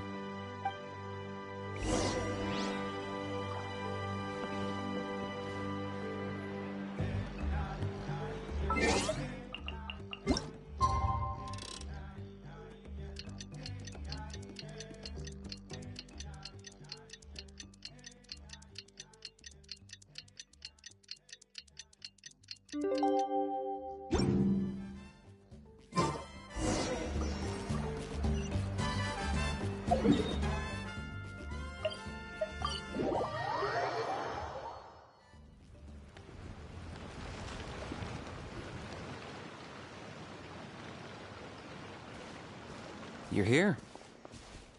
Very punctual. Oh, so the gruesome twosome come crawling back. Here to make amends after the gross irreverence you displayed last time? Very well. The almighty Dragon Lord, Kahula shall grant you the audience that you seek. Now pucker up and kiss our feet. Kenichi, didn't you say you found him a teacher? He's just as out of control as ever! Hey! No one gets to discipline the almighty Dragon Lord Kahula. No one! Maybe because I've never had a gentle-natured companion like Paimon to compare against. Is that a compliment? Yeah, I see what I'm missing out on now. And it's a lot. Kenichi! We could drown this measly flying ant in one droplet of spit! How dare you compare her to the almighty Dragon Lord Kahula? Oh, just wait till I possess your dead body! I will commit heinous atrocities! Tear down your legacy! Destroy your reputation! Wreak havoc on your...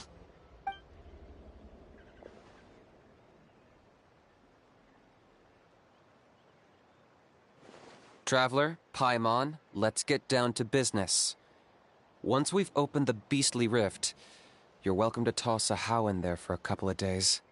With pleasure. You don't need to ask twice. I got my hands on this device in a trade. It's meant as bait, but it'll also stabilize the abyssal energy. The Rift Towns will tear through space to get to this. Once they're here, we take them out and claim the Rift for ourselves. You'll find out soon enough. First, let's try this out.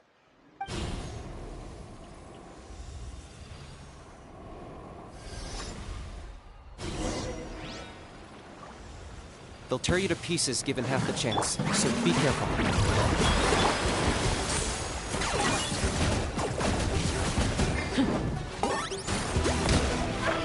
Teamwork is dreamwork!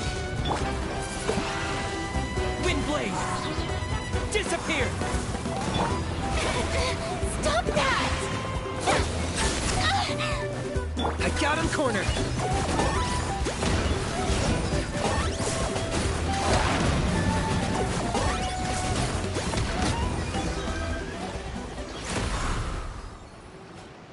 Uh-oh.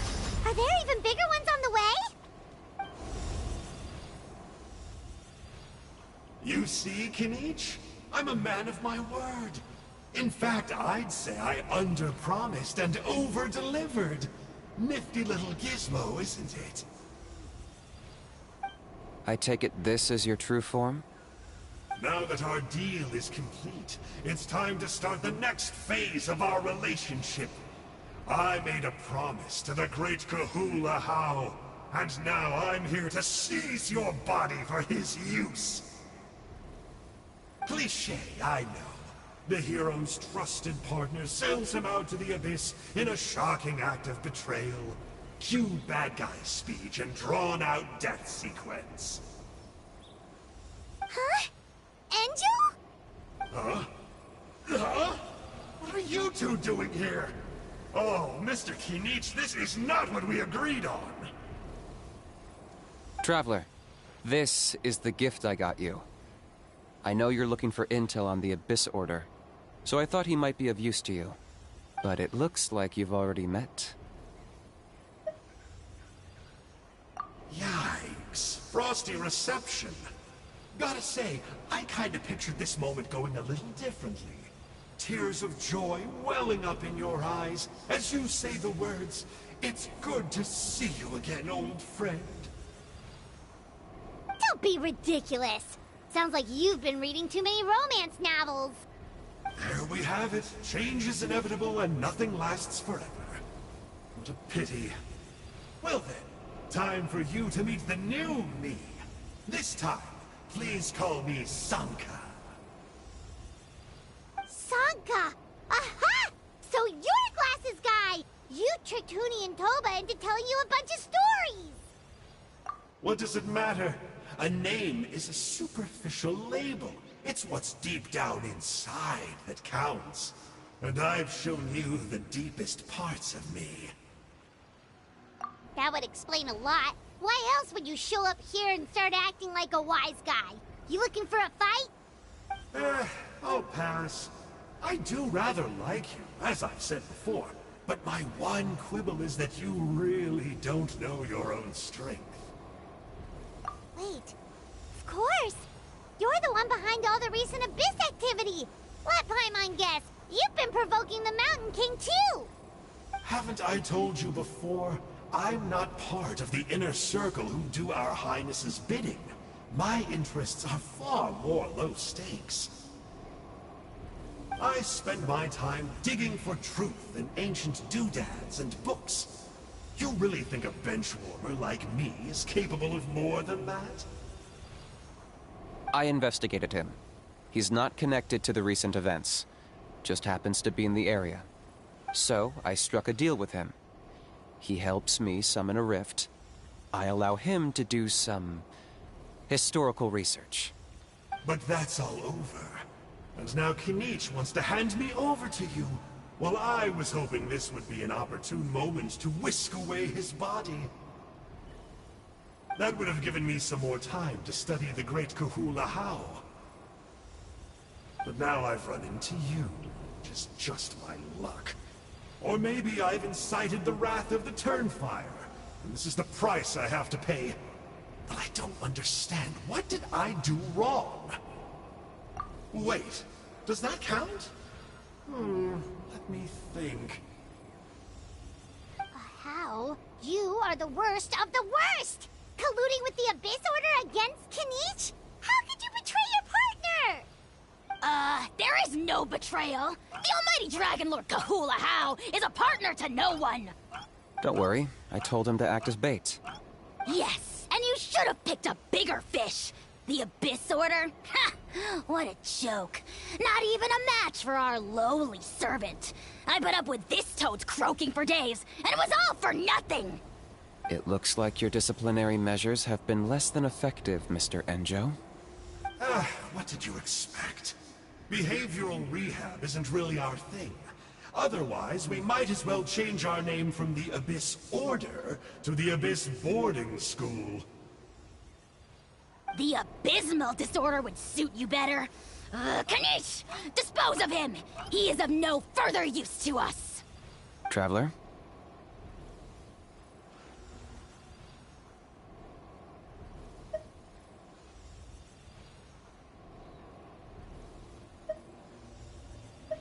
You see, this is why I like you. Still, you shouldn't underestimate me just because I'm a lowly clerk. I could never beat you in a straight-up fight, but when it comes to running away, I won't lose to anyone. Do me a favor and remember how fast I disappear. Maybe then you'll show me a little respect next time. Darn! He got away again! Couldn't you have stopped him? It's alright. He's not worth our time and energy. Besides, it seems like he's in debt to a lot of people. I'm sure they'll keep him busy. If you say so. Still, Paimon's kinda surprised that you actually struck a deal with someone from the Abyss Order. To borrow that guy's words, names are superficial labels. Whether you call it the Abyss Order or anything else, it's a broad generalization at best. Think of it like apples that have fallen from a tree. If you tasted each one, you'd find that they're all at different stages of ripening. Even the unripe fruit blown off its branch before it's fully grown can still be brewed into a fine wine. Everything has its use. Huh. Well, in that specific sense, maybe Enjo's not such a bad apple. Not rotten to the core, at least. Of course! Only the almighty Dragon Lord, Kahula How, is rotten to the core and evil beyond redemption. Ugh. So what exactly are you anyway? You're definitely the evilest little thing Paimon's ever met. Don't worry, he can't hurt a fly. You could say that. Paimon heard that those kinds of contracts might come with a terrible cost attached. Is that true? Such as a How watching me like a ravenous vulture? Vulture? Vulture? We are the Dragon Supreme, sovereign ruler of the Nation of Flame. Let's pick this up another time. It's getting kinda late. You should go back and get some rest. Big day ahead. Tomorrow's Turnfire night. Time to light the sacred flame and burn away the filth for a legendary 500-year-old warrior. Oh yeah. Hearing you lay it out like that is making Paimon a little nervous. For all the work we've put in, it all comes down to tomorrow night. We have to make sure we solve this problem once and for all. Then it can't hurt to say this one more time. Good luck to us both. See you tomorrow.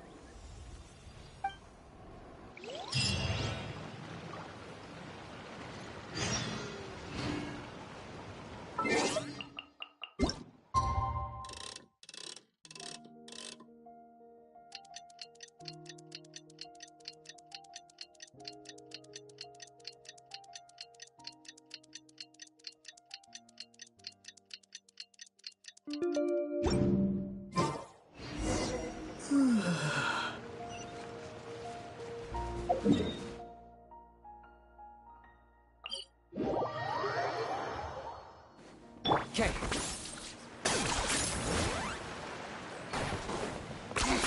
10 points for agility.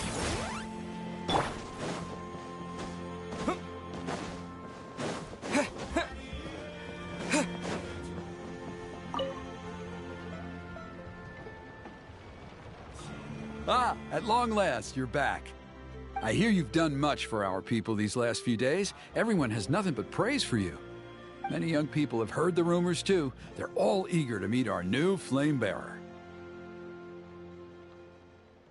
Well, they won't have to wait for long.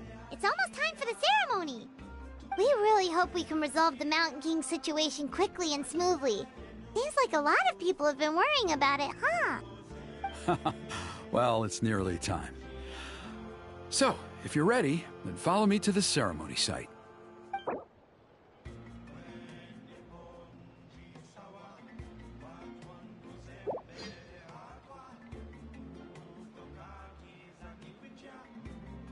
Off we go!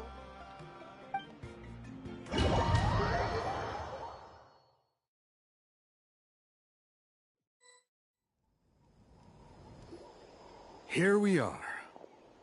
Our honored guests have arrived. I have heard much about your fine work over the past few days. I hope you'll allow us to thank you properly after tonight's ceremony. Don't worry about it. Getting this huge venue ready must have been a huge task. No need to make extra work for yourselves on our account. Oh, if it means getting the Mountain King issue resolved, no cost is too great to bear. A resolution will come in due course, but every great fire starts as a tiny spark. We must take it one step at a time. No one would disagree with you if that were possible, Chief, but it's been far too long since we've seen a real step forward. Look around you. Can't you see how our numbers have dwindled since the last Turnfire night? The ceremony was arranged on short notice. Many are away from home and could not make it back in time. That may be so, but still. Good evening, Traveler and Paimon. Kanich! Not a moment too soon. Chief Wayna, Elder Trinidad, could you give us a minute? I'd like to give the Traveler a few pointers as the previous flame bearer. Very well, but make it quick. Let me know when you're done and we will begin the ceremony. Let's step to the side. Has anyone gone over the key steps of the ceremony with you yet? Yeah, Elder Trinidad did, but, Paimon seems to have forgotten them? What a surprise! The flying ant has an ant-sized brain. If you don't want your tongue to be burned off by the sacred flame tonight, I suggest you stay quiet. See those sacred flame pillars? Once you've lit the fire, go light each one up in turn.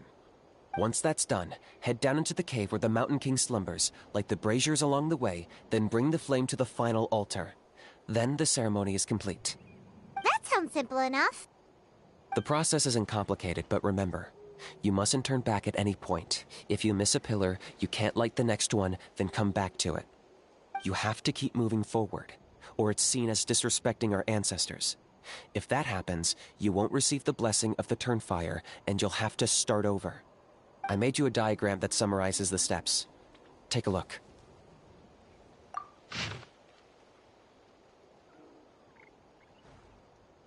So that's our part. What about you? I'll be with you the whole way, and once you've lit the altar, I'll start summoning the rift. You can leave that side of things to me. Just focus on your part. Okay. We'll try to remember all that and get it right the first time. Ready when you are. But I think I saw Huni and the others just now. Maybe you should say hi before you start. Might make you less nervous. Just tell the chief when you're ready.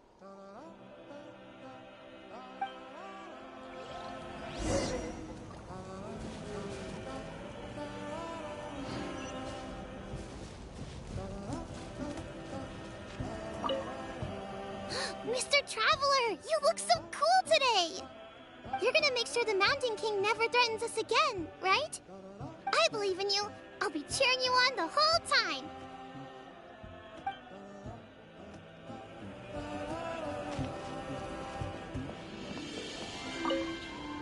Mr. Traveler, you're finally here! I even dragged my uncle out to watch the ceremony. Although I'd hoped for the Malipo name-bearer to perform this ceremony, that was never anything to do with you, so please don't take it personally. I got thinking last night, and I realized if the lesson of Malipo is to look forwards, then I should accept that my book is gone and start anew. Besides, I'll have even more to write about this time, given this will be our first Turnfire ceremony featuring a flame bearer from another land. I'll be taking detailed notes. Good luck, Mr. Traveler. You got this.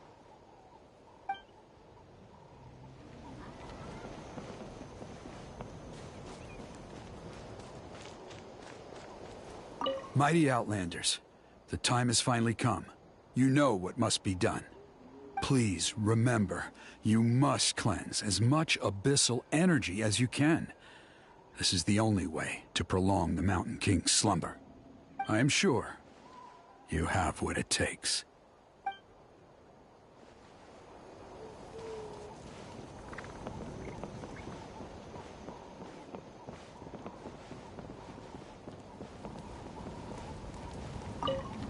Hey! Bet you're surprised to see me. Didn't think I'd be coming, did you? I was all packed up and ready to go, but then I thought, I wonder if the ceremony will go any differently with the new flame bearer.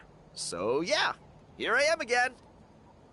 I still owe you for that picture you took, so once you start, I'll be dancing to cheer you on. Don't be nervous, you'll do great.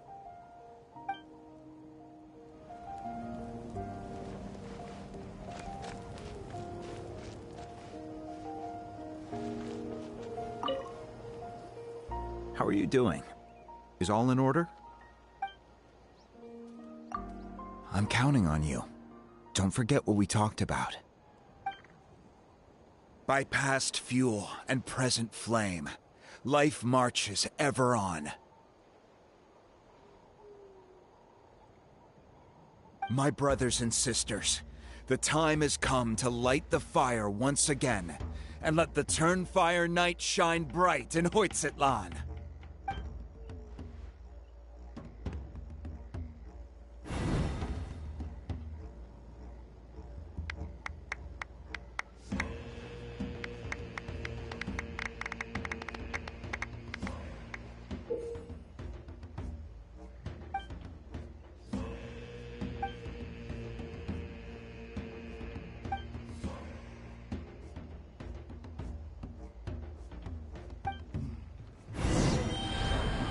Go get the sacred flame.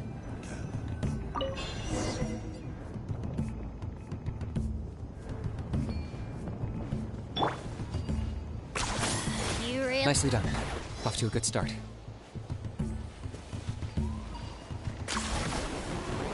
Great stuff.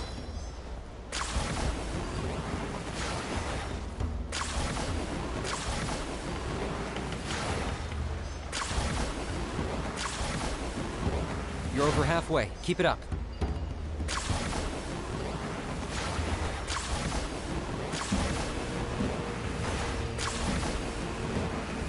Impressive. Just one more to go. Come on, one last push. The final sacred flame pillar is up ahead.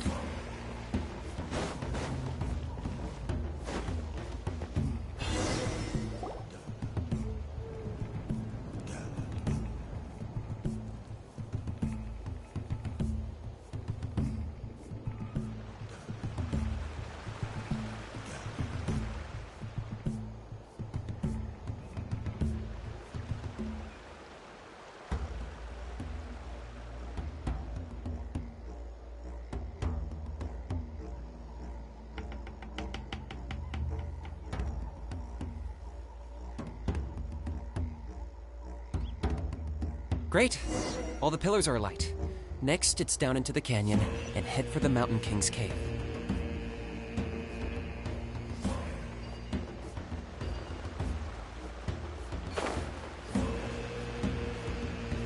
Almost there. The cave is just up ahead.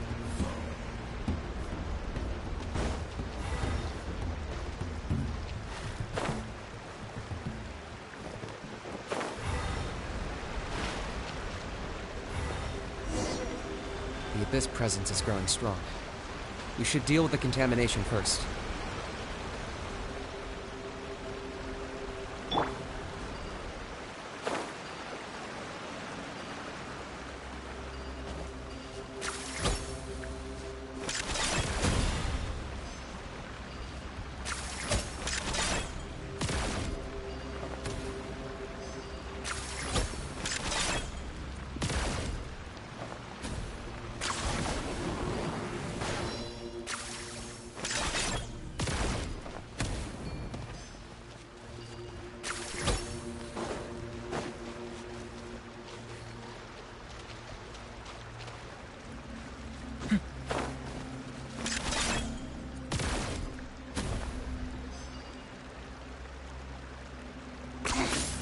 points for agility.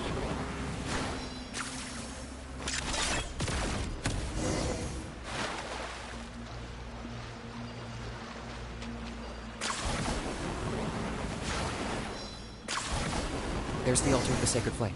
Remember, light up the torches around it first.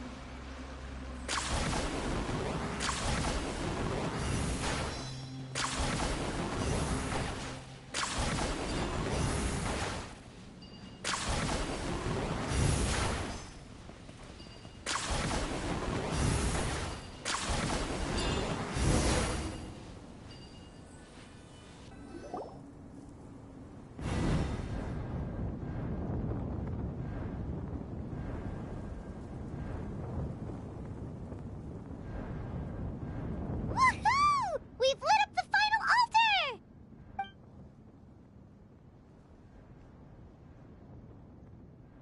That's the Mountain King up ahead, right? That's him. Kangamato, king of the Yumkasaurs from 500 years ago. He's very powerful. Paimon can tell. He is huge. Let's tread carefully. We don't want to wake him up. You've made it at last. You did even better than I expected. Traveler, now comes the final and most important step of the ceremony. Please use the power of the Sacred Flame to cleanse the Mountain King of abyssal filth. There's no need this time.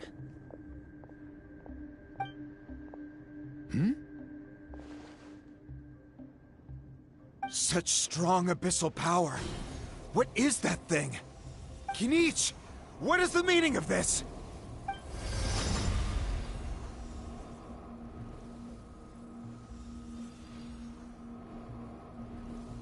Is that a beastly rift?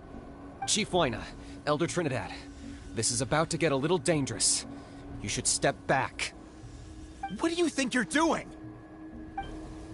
Solving the Mountain King issue. You mean by having him torn to pieces by rift hounds? No, stop! We can't let that happen! Foolish Locust! Ugh, can't you see? We're trying to shove your Locust King into the beastly rift! But... I'm sorry, Chief Huayna and Elder Trinidad. This is the only way. Can you promise me that no harm will come to the Mountain King? I can't guarantee it, but I'm fairly confident. Traveler, this is not what we agreed on. You must cleanse the Mountain King of every last trace of abyssal contamination. Okay, I see what this is. You've been in cahoots this whole time!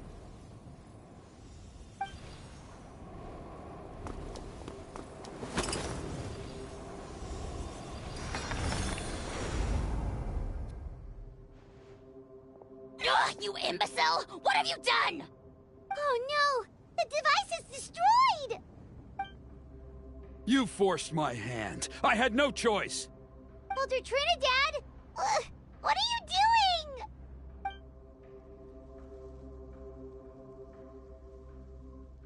No! The Mountain King is waking up! He will cause even more casualties!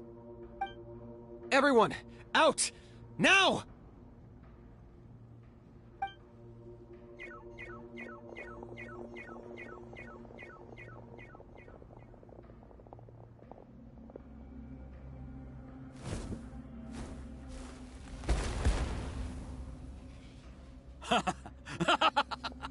Well, it seems there's only one way to awaken you all from your willful blindness.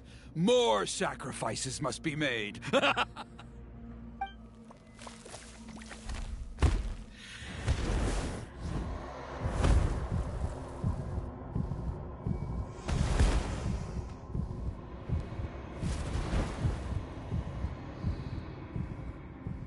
Take me, O Mountain King! Take me as your next sacrifice!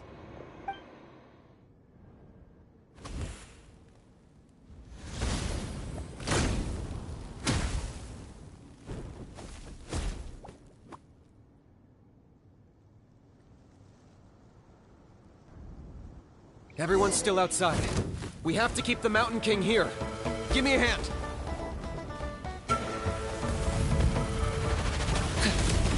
Target acquired.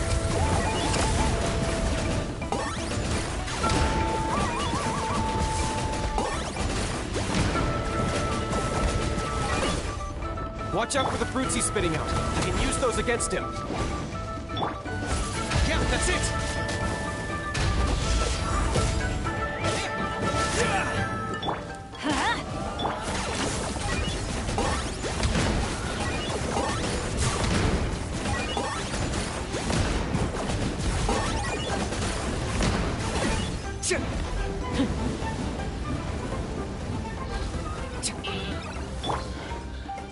Get out of here! I'm going in! Locked up.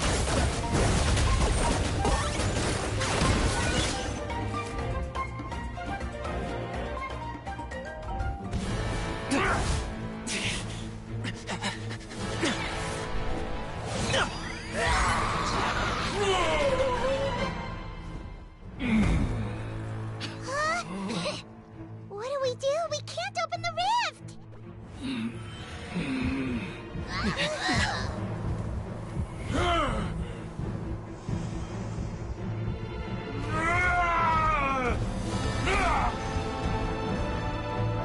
Kill me!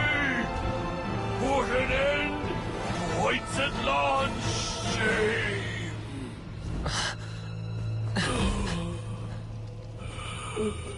By past fuel and present flame, life marches ever on. Oh, Burkina, I must atone.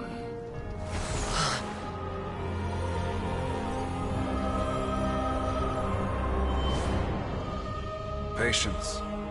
We will answer to the fire for all our deeds. Even if one day I fall behind, never look back. Keep moving forward, as we are now.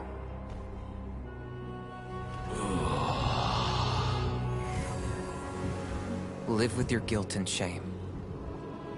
This is the price to pay.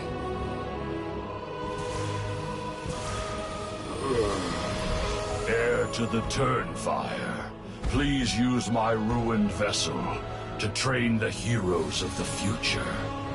The will of Kangamato will march ever on, till the abyss is stamped out.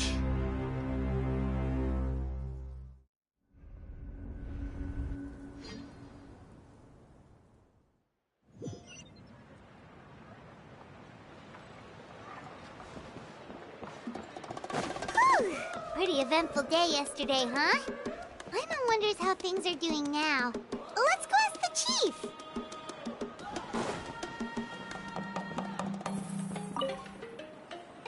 Traveler, you've come at just the right time. I have some good news for you. Trinidad's condition is stabilized. He suffered burns on much of his body, but we believe he'll survive. Guess that's the best news we could hope for. Paimon has to ask, is everyone in your tribe such a risk-taker? First Kinich, then Elder Trinidad? Is this the Scions of the Canopy's adventurous spirit in action? We're simply not afraid to charge ahead into the unknown. He's fine. Don't worry. He's gone to check on the Mountain King. Something most mysterious has happened. After the incident yesterday, a transparent shell is formed around the Mountain King's body. We don't understand the mechanism behind it, but the shell appears to insulate him against the influence of abyssal power. It is somewhat akin to a scab, in that it stops the abyssal energy within him from bleeding out, while also preventing further abyssal energy from seeping in and infecting him. We've never seen anything like it. The tribe's most senior elders believe it was caused when he was burned by the sacred flame, similar to the way burned wood becomes charcoal. I think their theory makes sense. After all, we've never thrown the Mountain King directly into the sacred flame before. Wow. So it's made a barrier against abyssal energy? That's a good thing, right? It's practically a miracle from what we've seen of it so far. It means that the Mountain King's level of abyssal energy is now stable. No longer will we need to perform an annual cleansing ceremony. Wow, that's amazing! I know what you're thinking. The young people in the tribe are already speculating that yesterday's ceremony was a Turnfire night like none other in our history. Because you and Kinich, you summoned the very flame that appears in our ancient legends.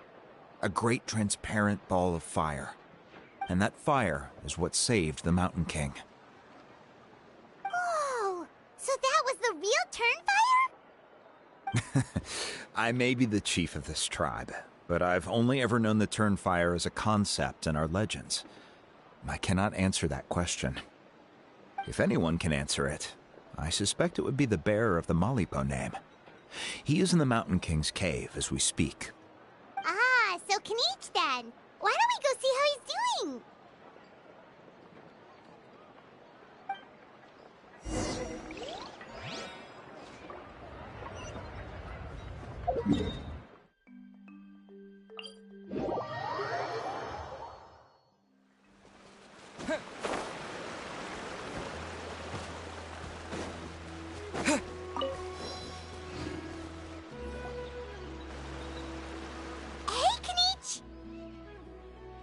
Hey yourselves.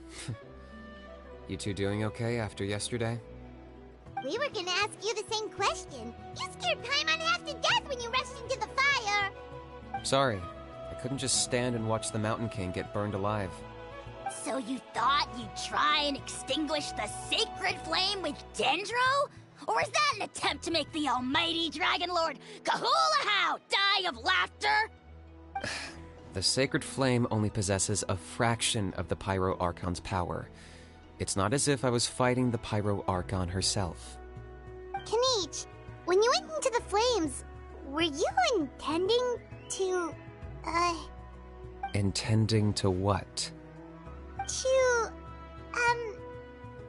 do the same thing as Burkina? Sacrifice myself? Of course not. My focus was on keeping the Mountain King alive, not on what it would cost. But now I'm curious. What made you think I was going to sacrifice myself? Well, because everyone's saying the Turnfire is what saved the king last night. And Ponche's theory was that summoning the Turnfire is a tit-for-tat exchange, right? So, Paimon thought you decided to pay for it with your life. So you've heard that rumor too. I'm afraid I can't say for sure. What happened yesterday was a first for me too. Well, even if you don't know, there's probably no one in the world who does.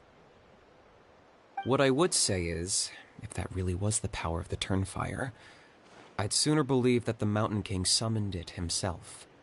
The Mountain King? Then, what price did he pay? The core meaning of price is not atonement or compensation, but what you're willing to give up in order to obtain what you want. It's easy to die for your sins. Much harder to live with the guilt and keep on going. In the end, the Mountain King chose the latter option. For Burkina and for the tribe. That's the price he paid. Alright, so how is the Mountain King doing now? Health-wise, there's nothing to worry about. He'll enter a fighting stance whenever we set foot in his territory. But his attacks are gentler now and not as crazed as before. Like he said yesterday, he just intends to be a sparring partner for people to practice with. Yeah, I tried communicating with him again, but he didn't respond. We dare say that Locust King has well and truly lost its mind. The lights are on, but nobody is home. Its body remains fighting fit thanks to the perverse power of the Abyss, but time has been less kind to its soul. It was ground to a pulp long ago. But we saw him come back to his senses yesterday. That was merely one last burst of brain activity before it croaked. As you humans would say, it went out with a bang. Oh, come on! Stop being such a doomer. Paimon bets the Mountain King has finally let go of the tragedies of the past now, and is focusing on moving forward. That's why he doesn't have time to chat with us. He's too busy thinking about the future. Well, at least it means my fellow tribespeople can move forward now, too. Thank you for your help, Traveler. I owe you one. Yeah, that's right. You caught Enjo for us, remember? But he ended up being completely useless. It's not a fair trade if you lost out. Ah, that's on him. It's not your fault he's useless. Besides, we're friends now. You don't owe us anything. Friends? But your friendship is an even more valuable gift. I can't in good conscience accept it for free. So promise me, if you need anything in the future, you'll come to me. For you, I'll do anything.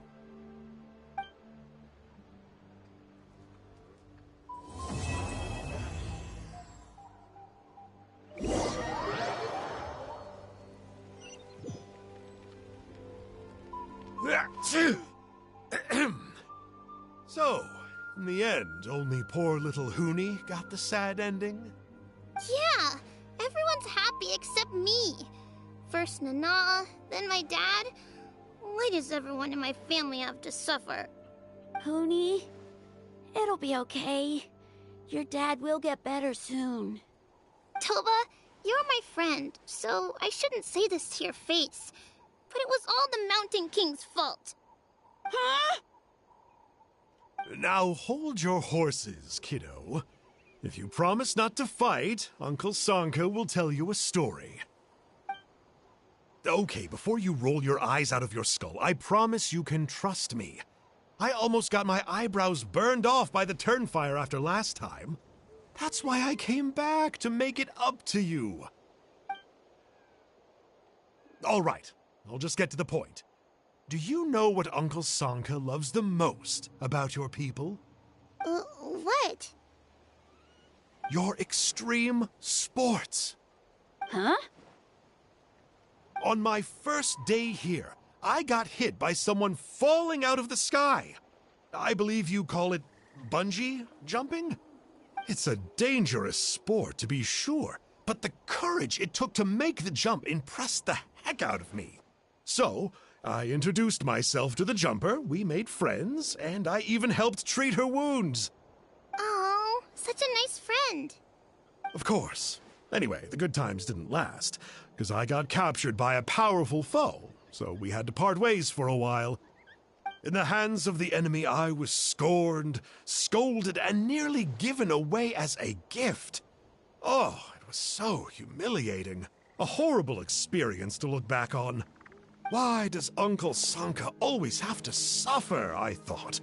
So I feel your pain, Huni. I was in the same position.